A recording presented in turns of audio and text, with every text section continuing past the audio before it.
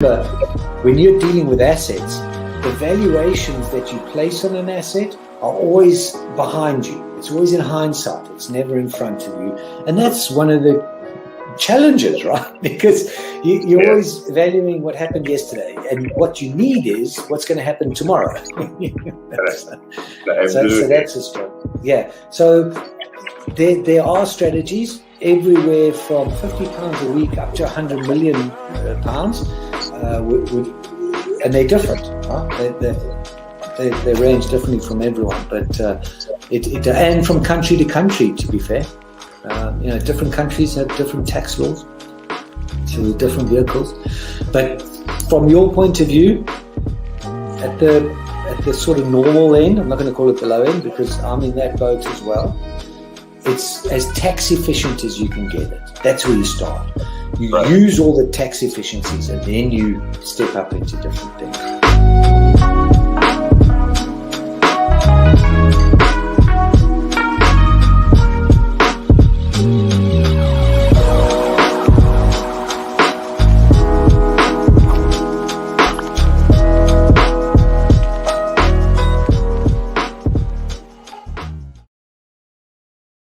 Welcome back to the show. It's your girl Sarah right here on Relaks Radio, and we're having, very important conversations with regard to obesity, right? And the reason we're having this conversation is obviously to make sure that people are informed and people are updated about everything that happens here in England. Especially obesity, because obesity is in fact one of the biggest crises that are happening in England, and obviously we need to make sure that everyone is safe, that everyone is protected, and the best way to actually do that is by making sure a lot of people are aware about obesity. A lot of people are aware about the impacts of obesity and how obesity is a silent killer and a ticking time bomb that really needs to be tackled as soon as possible.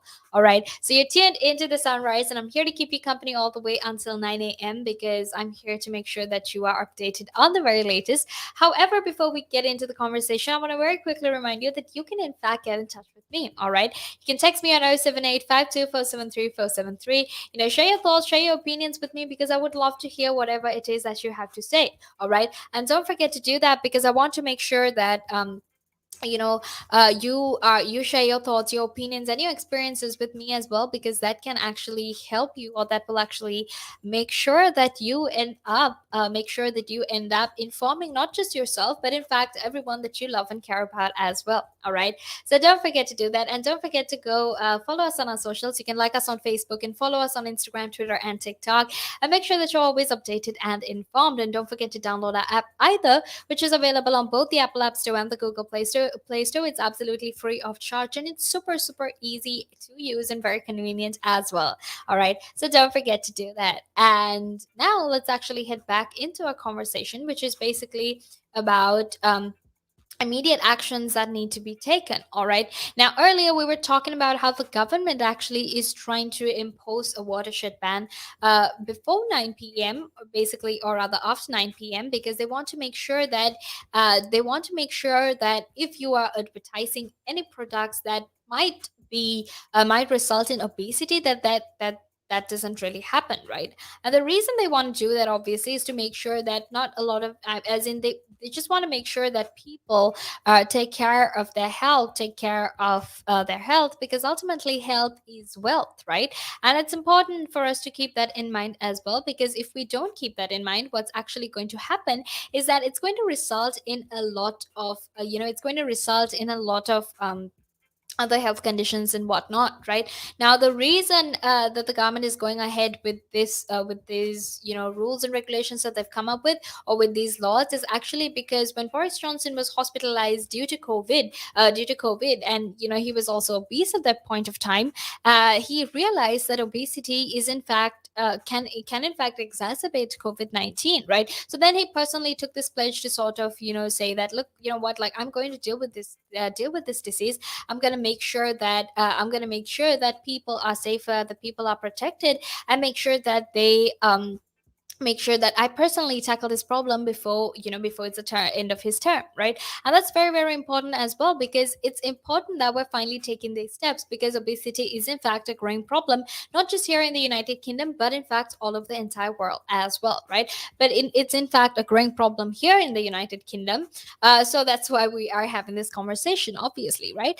And something else that I really, really want to talk about, obviously, is that so what that basically planning to achieve through this is to sort of demotivate companies, or fast food chains and whatnot, to sell some of these products that are high in fat, sugar, and salt, right? Which is also referred to as HFSS, high in fat, sugar, and salt content foods, and that will actually help. That will actually help this problem of obesity.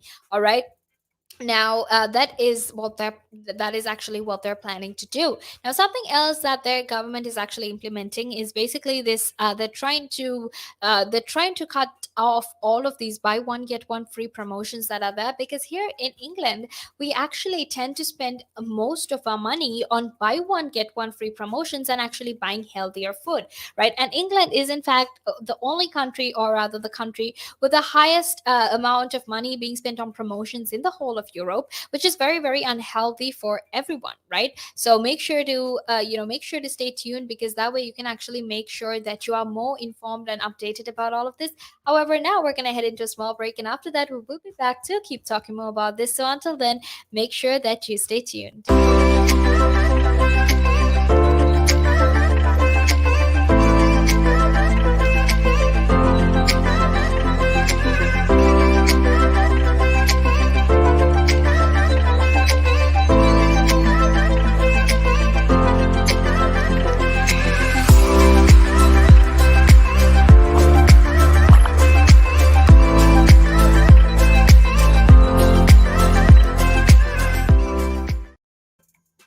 Welcome back to the show. It's your girl Sarah right here on Relax Radio. Now you're tuned into the sunrise, and I'm super excited to be here because we're having very important conversations with regard to obesity, right? And now to actually get back into the conversation, I want to very quickly talk about what exactly is defined as obesity, right? And the reason I need to talk about that is because recently there's been a little bit of controversy with regard to the body mass index, or commonly known as the BMI. But that is a whole other conversation for another time. But to get a simple understanding of obesity and how exactly it works, I think it's best if we sort of go with the definition that is given to us by the WHO, right? Now, obesity is actually defined as abnormal or excessive fat accumulation that presents a risk to health, right? Now, if your body mass index is over 30, then you're considered obese, right? So that is the definition that is currently there. But obviously, with time, probably they'll work on it with regard to all of this controversy that is there surrounding the BMI. All right. Now, almost two-thirds of adults, which is roughly about 63% of adults in England, are in fact considered overweight or living with obesity, right? Which is in fact a huge problem, right? And because it's 63% of adults, it's almost two-thirds of the population, or it is actually two-thirds of the population. So it's important to keep that in mind, because it is this growing population that actually is at a higher risk of these diseases, right? So for example, if you're considered obese, or you are obese, basically a lot of health, it presents a lot of health risks to you, right? And the reason I'm saying this is because if you're obese, and research has actually found this as well. Currently, if you're obese and you have COVID-19, what that basically does is that it exacerbates your COVID-19 conditions, because obesity does in fact have a lot of health threats with, or threats to your health, with regard to the way your body functions, right? So obviously something that they found out is that nearly 8% of critically ill patients with COVID-19 in intensive care units have actually been morbidly obese, whereas in comparison to the general 2.9% of the population that actually hasn't been obese but has been in ICUs, right? So you can see in those statistics itself how there's a significant difference between people who are obese and have COVID-19 versus people who are not obese and have COVID-19 and have been to the ICU, right? So it's important for you to keep this in mind as well, because if not, things are actually going to get really, really bad and things are going to get much worse, for not just for us, not just for the people who know other people with obese, with obesity rather, but in fact for people who are suffering from obesity as well. Because like I said, it is in fact a huge problem, not just here in the United Kingdom, but in fact all over the world as well. All right, so it's important that we take the steps that we can to change all of that, right? Now, in addition to the 63% of adults who are obese, there's actually 1 in 3 children as well who tend to leave primary school either overweight or obese. And these obesity related illnesses actually cost the National Health Service about £6 billion a year, right? So that is a huge amount. And you can understand from that itself that then obesity is in fact a big problem here in the United Kingdom. All right. So please do keep that in mind. Please make sure that you're always informed and you're always updated with regard to all of these diseases to take care of yourself, and not just yourself, but your family as well. All right. Now, something else that we also need to talk about, obviously, is the way in which you can get rid of obesity or help yourself if you have obesity, right? Now, the best thing, obviously, for you to do is actually to get as much exercise as possible and to have a healthy diet as much as possible. All right, because if you have a healthy diet, and if you basically, if you have a healthy diet and you take your necessary calories or and necessary, nutrients as well, but obviously in reduced quantities, not to make sure that you don't overeat or you don't get much more obese rather.